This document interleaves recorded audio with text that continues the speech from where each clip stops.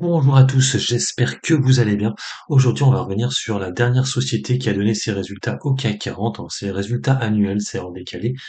C'est la société Pernod Ricard, hein, société un peu vue comme un peu du luxe, hein, finalement. Et vous allez voir que les résultats ont un petit peu déçu. Pernod Ricard est en forte chute aujourd'hui, met en place un gap baissier. Avant de commencer, bien sûr, les recommandations d'usage.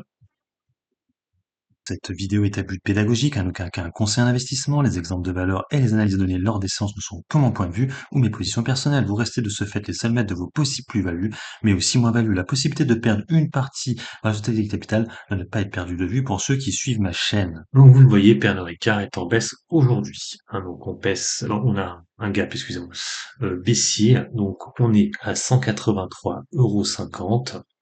Donc le gap baissier est ici. C'est la première fois qu'on en a un. On avait déjà pas mal chuté ici le 30 mai avec une baisse de 2,89. Là aussi, on avait un petit peu baissé, hein. Mais c'est la première fois depuis très longtemps qu'on n'a pas de gap baissier. La dernière fois, c'était ici, le gap baissier qu'on avait eu au mois d'octobre 2022. Donc ça faisait quasiment un an. Le seul gap qu'on avait eu, c'était un gap haussier ici en février lors des résultats. Alors je ne sais pas c'était quoi, peut-être semestriel en février. Et là, du coup, les résultats annuels déçoivent le market. Donc effectivement, la société elle a atteint un point haut il y a très peu de temps. Donc ouais, quoique. En fait, elle a fait un double top. Vous voyez, hein, donc là, on la voit pas très bien, mais on a une mèche ici en vert, hein. Et là, de nouveau, donc là, c'était en janvier 2022. Et de nouveau là, un peu comme le CAC 40, on a tapé un point haut le 3 mai 2023. Et là, du coup, ça a commencé à chuter. Et là, gap baissier, hein, donc là, on repasse en dessous de la même 200 depuis quelques temps. Et là, en plus, on a un gap, hein, qui accélère la baisse.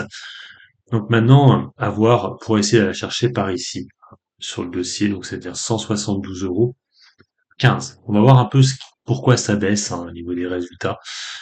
Donc c'est assez rapide. Donc, je vous remonte rapidement le truc. Voilà. Donc, je rappelle, hein, que c'est les résultats annuels, hein, qui sont donnés là. C'est en décalé, hein, à l'exercice 2022-2023. Les prochains résultats seront 2023-2024.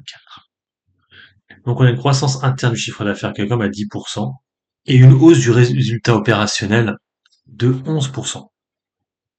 Donc, c'est quand même pas mal. On est quand même sur une hausse en double digit, hein, qui dépasse les 10%. Mais on va voir que bah, il y a des petites choses qui fâchent un peu déjà. Bon, une croissance seulement du chiffre d'affaires de 2% aux États-Unis.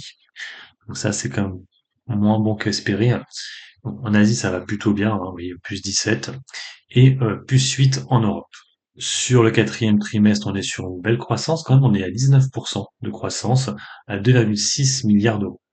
Donc c'est vrai qu'au vu du quatrième trimestre, on est en progression par rapport au trimestre précédent ou au trimestre d'avant, étant donné que la croissance annuelle est seulement de 10%. Donc le T4 a été le meilleur. Après c'est la ah oui non c'est pas j'allais dire c'est la fin d'année mais pas tout à fait en fait non c'est après la fin d'année vu que c'est en décalé.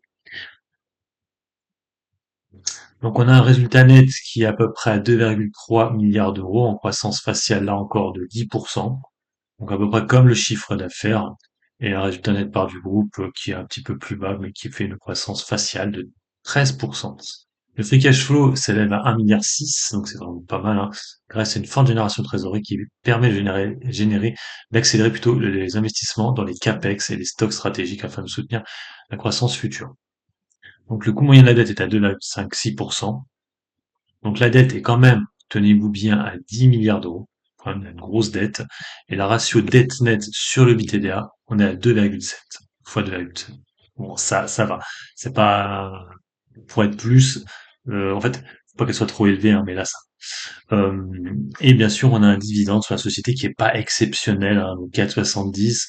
Ça fait à peu près au cours actuel 2,5%. Donc là, ils ont augmenté de 14% comme le dividende, donc c'est pas mal, hein. Et aussi, il y a un programme de rachat d'actions entre 500 millions d'euros et 800 millions d'euros. Bon, pour les perspectives, donc pour les années suivantes, hein, dans un environnement complexe, nous anticipons pour l'exercice 2023-2024 une croissance du chiffre d'affaires diversifiée sur l'ensemble de l'année avec un démarrage plus modeste au premier trimestre, amplifié par une base de comparaison élevée. Donc vous voyez, c'est marrant parce que le T4 était plutôt bon, mais ils annoncent là un T1 qui sera moins bon que ce qui était un peu à ce qui avait été avant, en fait, hein. Donc c'est pour ça que voilà, ça risque de poser problème. Une atténuation des pressions inflationnistes. Donc on l'a vu, hein, là j'ai fait une vidéo tout à l'heure, que en tout cas en France et en Europe, l'inflation est toujours là. Après, il faut savoir que c'est une société qui est internationale, hein. Vous avez vu, le gros du chiffre d'affaires est en Asie. Donc à voir aussi ça. Parce qu'effectivement, moins l'inflation sera là, moins leurs marges seront intéressantes, hein. Je l'ai déjà dit, ça c'est des valeurs un peu pricing power, hein. Programme de rachat d'actions et un effet de devise défavorable. Donc ils attendent en plus un effet de devise défavorable. Donc bon, c'est vrai qu'on n'a pas de tableau. C'est vrai que j'aime bien avoir des tableaux. Moi, quand j'ai dans les résultats, là, j'ai pas de tableau. Donc c'est plus facile pour comparer. Donc une dette qui est quand même là. Mais bon, Pernod Ricard, on est quand même, donc on est à 46 milliards de valorisation boursière, hein, c'est le gros du CAC 40, hein. On va juste regarder vite fait les capitaux propres, hein, par rapport à la dette qu'on a vue qui était de 10 milliards. Je pense qu'ils sont supérieurs, j'espère en tout cas. Ils sont supérieurs de 10 milliards quand même. Allons voir vite fait les capitaux propres. Ah non, ça c'est les dettes. Ouais, on est à 16 milliards, donc voilà, la dette est épongée par les capitaux propres, c'est ce qu'il faut voir, hein, sur ce genre de dossier. Donc, bien sûr, ce n'est pas une société qui est value du tout. Le dividende est bon, à peu près au même niveau, comme je vous ai dit tout à l'heure. On a un PER qui est à 20,80. Donc bon, c'est vrai qu'on j'aurais pu le recalculer, c'est le estimé, mais je pense qu'on va être à peu près à ces niveaux-là, quoi. Mais même si ça chute un peu, on est peut-être un peu plus bas vu que la valorisation, et c'est même pas par rapport à la valorisation, quoique si, ça a un rapport avec la valorisation et le compte de résultat. Au vu de tout ce qu'on voit là, effectivement, on est sur un dossier qui a pas mal chuté. On va comme regarder d'autres petites choses, le rachat d'actions, hein. Bien sûr, c'est pas les dirigeants qui rachètent des actions. Alors, on a vu que on a une administratrice qui a acheté 60 actions. C'est assez, bon, c'est comme beaucoup, hein, ça fait 12 000 euros. Donc c'était le 19 juin, donc c'est assez récent. Le 8 juin, on a la société Paul Ricard qui a racheté aussi des actions, beaucoup plus, pour 4 millions, 5 millions même plutôt. Et on a encore Namita Sa qui a acheté des actions, elle achète tout le temps. J'ai l'impression qu'elle fait un espèce de DCA dessus, parce qu'elle achète toujours 60 actions, vous voyez. Alors pas tout à fait aux mêmes dates, mais pratiquement. Elle n'est pas fin d'avril, mais là, elle s'est lancée sur un DCA sur Pernod Ricard. Euh, donc là, mal lui en a pris parce que là, du coup, 200 plus 211 euros plus 203 euros, on est actuellement beaucoup plus bas, hein.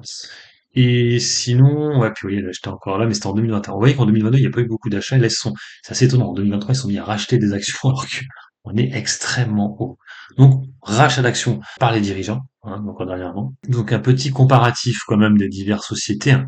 Donc, on voit que Pernod Ricard est l'une des plus grosses, hein. Il y a, qu'il y a Diageo qui n'est plus accessible à un PEA, qui a une plus grosse cap, et par contre, qui a une plus grosse valeur entreprise, hein. Alors, quand on voit que l'entreprise de Pernod Ricard est de 65 milliards, je vous ai mis aussi du coup Rémi Cointreau, hein, pour comparer, mais on voit que Rémi Cointreau, ça ajoute pas dans la même catégorie, hein. C'est beaucoup plus petit, même que pour les employés. La plus grosse société, c'est Diageo.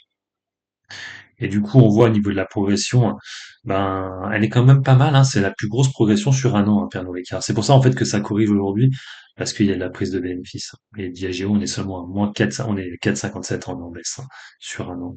Donc voilà, on peut le mettre sur 10 ans, juste pour faire un petit comparatif rapide. On voit que effectivement la king des kings, ça reste à Pernod Ricard. Elle est là. Euh, ah non. Ah oui, non.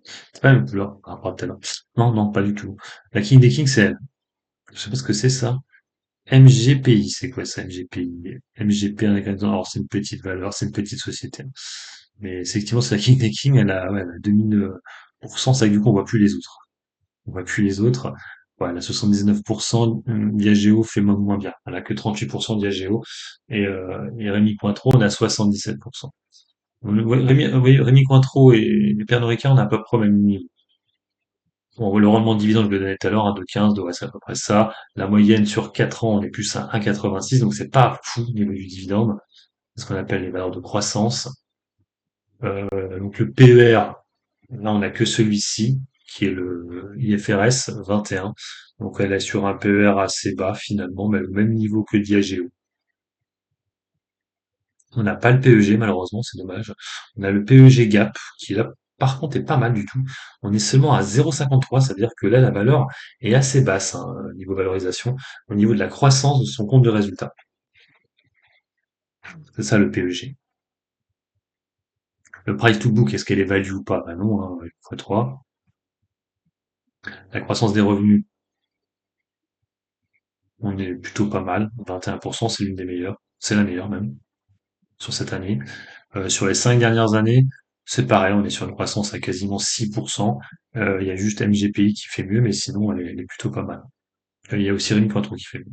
Et les marges opérationnelles, hein, vous les voyez, on est quand même à 60%. Hein, c'est vraiment très très bon. Hein, on a 59. Donc ça, c'est les marges opérationnelles, bien sûr. Après, on a aussi les marges bits et les marges bits TDA. Là, effectivement, on est un peu moins haut, mais bon, on va regarder, c'est toujours pareil, lequel on prend les bits, on prend les bits TDA. On va prendre le bit margin. On est à 29%. Hein, le tableau que vous avez fait à la fois, c'était les marges TDA, bits, hein, que je vous avais donné. Donc, on est à peu près, voilà, à 29%. C'est pas mal. C'est l'une des meilleures, hein, on va dire. Il y a que Diageo qui fait mieux avec 30,96. On est à peu près sur les mêmes marges sur à peu près tous les dossiers. Donc une fois qu'on a vu tout ça, on va revenir au cours de bourse. Donc effectivement, là, on essuie une baisse. Donc comme je vous l'ai dit juste avant, hein, au tout début de vidéo, en préambule, il faudra essayer de la reprendre là, ouais, même 180, en fait. Vous avez dit quoi, 177? Ouais, 179, ouais. 180, 179. On n'y est pas loin là. Ça pourrait être un bon prix pour entrer une première fois. Et d'ailleurs, j'ai dû vous dire un peu, peut-être un peu plus bas, j'ai dû dire 272. En fait, le truc, c'est que là, on voit qu'on a quand même des niveaux intéressants, étant donné que c'était un point haut le 4 septembre 2019. On a bugué un peu à ces niveaux-là, de nouveau là, quelques fois. Et là, de nouveau, on avait pris appui ici, en décembre 2022. Donc, à voir comment elle réagit déjà vers les 180. Et si ça repart en baisse, soit la reprendre ouais, vers les 170, carrément jouer les 170 tous les 10 euros, quoi, grosso modo, hein. Euh, Après, effectivement, après, elle fait partie un peu du luxe, hein, donc automatiquement, hein, je vous rappelle que le Covid, on était quand même ici. Donc c'était 170 justement, c'était 170. Voilà, et au plus bas au Covid, on était à 112. Hein. Donc là, pour l'instant, vous voyez que ceux qui ont pris là, ils sont quand même encore assez bien, hein, bien lotis, hein, ceux qui ont pris à l'époque du Covid. Hein. À l'époque, il fallait pas acheter, rappelez-vous. Là, le seul truc, c'est qu'on repasse en dessous de la même 200. On l'avait déjà connu ici en février, et du coup, on était repassé après finalement par-dessus. Donc, à voir comment réagit l'action. Moi, je ne sais pas trop, je ne l'ai pas en portefeuille. C'est pas des dossiers qui m'intéressent plus que ça. Mais si vous voulez jouer le luxe un peu dans tout ce qui est boisson, hein, eh ben, elle est intéressante, elle est au CAC 40 et ça a quand même une valeur qui se maintient quand même très bien. Hein, on est quand même bien plus haut que les plus hauts avant Covid. Allez, sur ce, je vous laisse. Donc, n'hésitez pas à mettre un commentaire sous la vidéo et vous abonner à la chaîne si vous aimez le contenu. Allez, ciao, ciao.